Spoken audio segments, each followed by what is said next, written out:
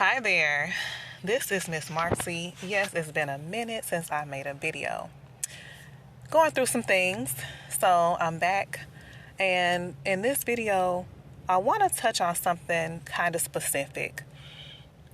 When you are dating a man who has an ex who is also the mother of his children, okay? So, an ex baby mama. What are the signs to look for that this man is still into his baby mama? Okay, so I'm going to jump in. I'm going to tell a little bit of my story, and then I'm going to point out the things that I overlooked, missed, was tricked into, and whatnot, and, et cetera, et cetera. So I met this guy at my job, very sweet, very meek and mild-mannered, almost soft-spoken, and he was a gentleman. We began talking, and no phone numbers were exchanged, just talking, what's your situation? What's your story? How many kids do you have, right? That introductory part when you first meet a guy that you might be interested in, and they might be interested in you. So he tells me, this is where we get to the baby mama. He tells me that they have been together they have a long history. That could be a red flag. They have 2 kids, and that they had not been together for 4 years. 4 years. They've been co-parenting, not living together, not being together, right? And at this point, I am being honest with him. I think he's being honest with me. That's not my mistake, but it was a mistake to trust him. We sometimes think that we're in the beginning stages. This man don't know my last name. He don't know anything about me. Why does he has no reason to lie to me? This is true. But remember, everybody's not like you. And I have to constantly remind myself of that. Stop comparing. We gotta remember not to compare. You can only compare when things are identical. You can't really compare people because even identical twins are not the same. So just because you look at a situation and you say, oh, no, I wouldn't. He has no reason to lie. We just met. We may not even end up, going further than this conversation. Don't assume that he is going to tell the truth, even so early on. This man told me they were not together and had not been together, had not lived together, nothing. He did, however, tell me that they had had sex recently, as I guess, she wanted some and she was between boyfriends and they had sex. Now, this was not a deal breaker for me because I had also had sex with my ex recently. And this could have been mirroring. He could have been mirroring me because I don't recall who said that comment first. If it was me, if it was myself, or if it was him. But I digress. Even if it was him who said it first, he may have been trying to lay the foundation for, when everything comes out, I'll use this to throw back in her face and say, I told you we had had sex recently. You should have known. Okay? You have men who are very cowardly, you guys. Y'all, very cowardly. And they sprinkle little seeds of doubt and things that in hindsight, you'd be like, was he trying to foreshadow, right? Was he trying to set the stage? Was this a part of his plan? And it has you thinking all types of stuff. And I don't want y'all to overthink. I've gone through this, so y'all won't have to. Okay? And I'm learning from my own mistakes. And that's what we're all doing. So I'll continue. We ended up, getting together. Nice relationship. He was all over the place, right? So here's some things that I want you to pay attention to also. Someone who's very all over the place, that they can't tell people no, if their family members ask them to go somewhere, they're ripping and running and just don't take the time to stop and, stop and think or do things for themselves. And see, this is also confusing, you guys, because the way that this man is running around for others, you will think, well, he's treating other people that way. He'll do the same for me, right? Yeah, but for how long, right? It's misleading. And it makes it seem like he's loyal, because the best indicator of how someone is going to treat you is looking at how they treat others.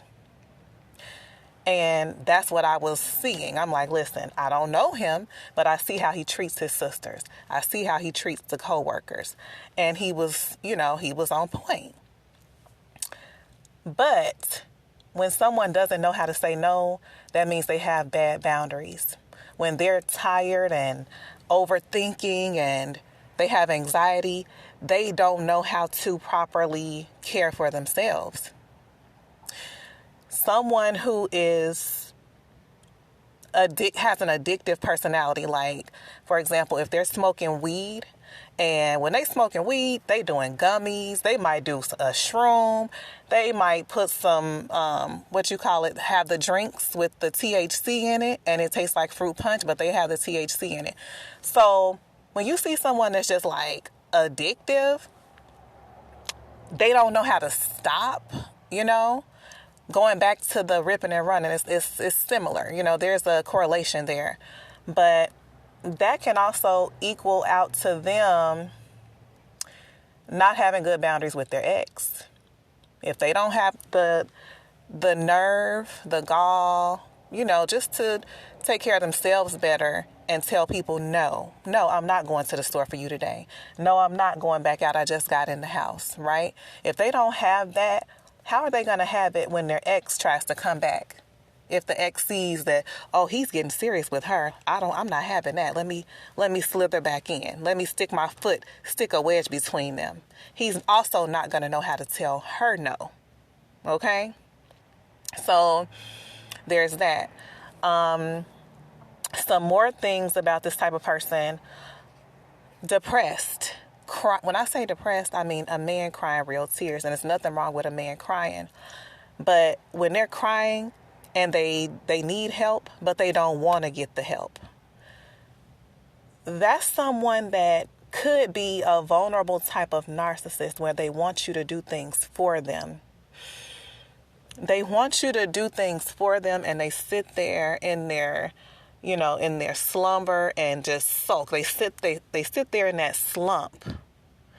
And they are also someone who's very cheap. All things stem from somewhere. Think about a tree. Think about the roots of a tree, and think about the trunk of the tree, and think about the branches of the tree, and how the tree gets taller and wider year after year, right? When someone is cheap, that sometimes is not all. It's not the end all be all of it. Oh, they just frugal. Oh, they're just cheap. Where does that stop? Let me explain to you how someone who is very cheap can be a red flag in a relationship beyond just being frugal. Okay? When someone is cheap, they looking for a deal, right? They're looking to get ahead, right? This can equate to them being a taker and not a giver, aka a user. Because if I'm extremely cheap, especially we talk about a man here. If a man is extremely cheap, he wants to get what he can without paying. He wants to get it for free, and he feels entitled to it. He wants more because he doesn't want to spend. And this is not just about money. This is about time, withholding energy, cheating, trying to get over. This could be their character. This may not just end with, oh, they're just cheap. Oh, they just like to penny pinch. They like to use coupons. No, this could go further.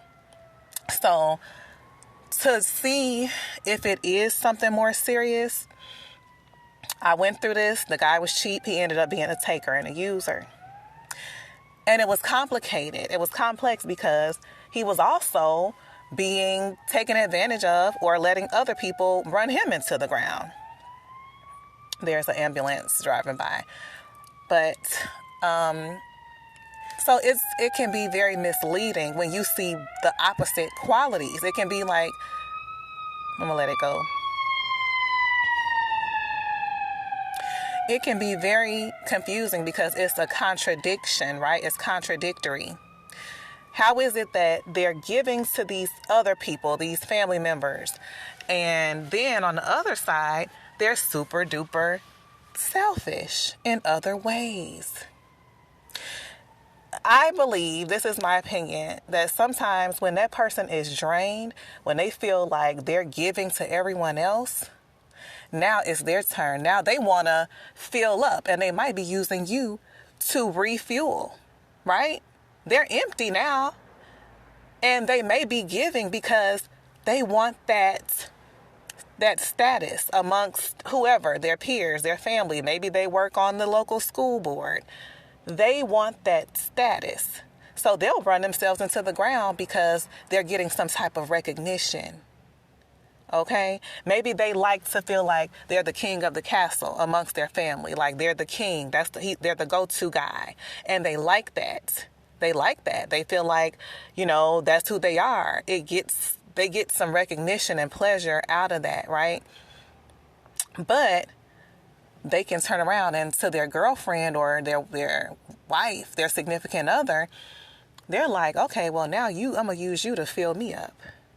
Now I want to mooch off of you. Now I want to see if I can take from you without giving you as much. And they are very sneaky with this. So going back to the ex and the baby mama, he may be using you in case him and her get back together.